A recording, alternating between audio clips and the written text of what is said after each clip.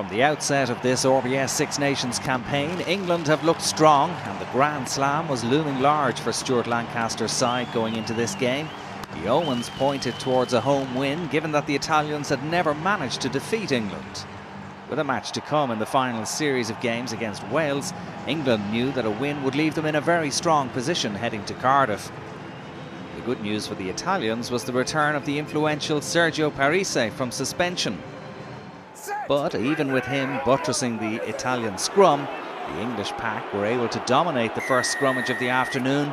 And when referee George Clancy awarded the penalty, Toby Flood in the side for the injured Owen Farrell was on target with his first kick of the day, and England were 3-0 ahead after just 3 minutes.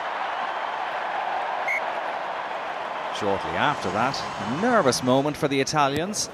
Giovan Battista Venditti kept Flood's kick in play, but almost ended up embarrassed when Mike Brown blocked his attempted clearance. To the Italian winger's relief, the ball went dead just before Brown could touch it down. Excellent work though by the Harlequins full-back turned winger, who was unlucky not to profit. England did keep the scoreboard ticking over on 15 minutes when Flood landed his second penalty of the afternoon for a 6-0 lead.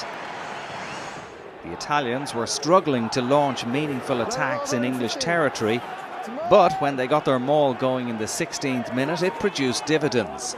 England penalised for collapsing the maul, and Luciano Orquera, back in favour with coach Jacques Brunel, popped the penalty over to reduce the margin to just 3 points.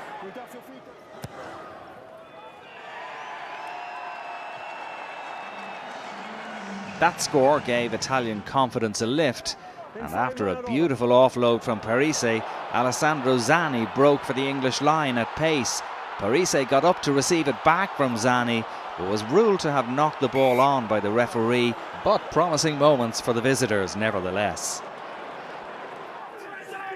After half an hour, the Italians were temporarily reduced to 14 men, and a more obvious yellow card offence you'll hardly see. Eduardo Gori tackled Flood off the ball after his chip through had been blocked, and the referee immediately produced the yellow card from his pocket for the Italian scrum half.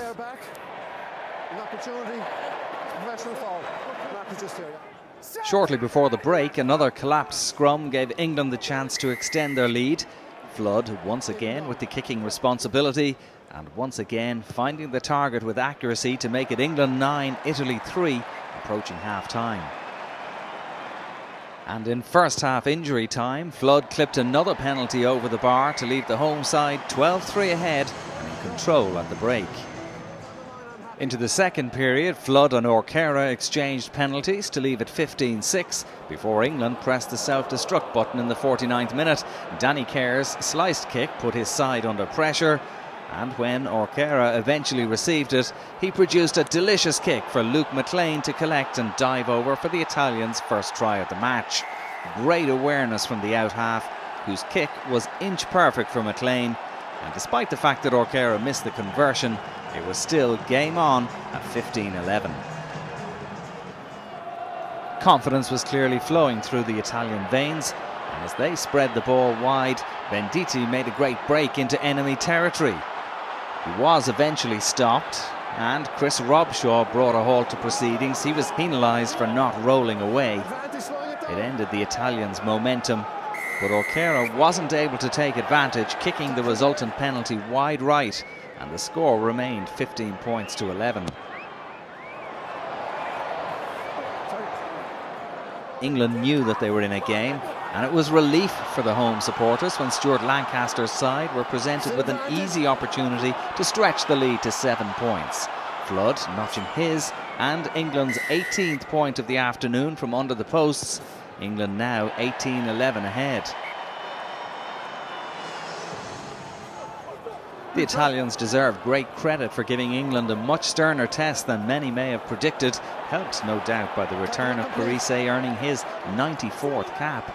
As the game drifted towards the 80th minute, there was one final moment of promise for the visitors when Venditti got on the end of Tobias Bote's kick ahead, but the impressive Brown managed to turn the ball over.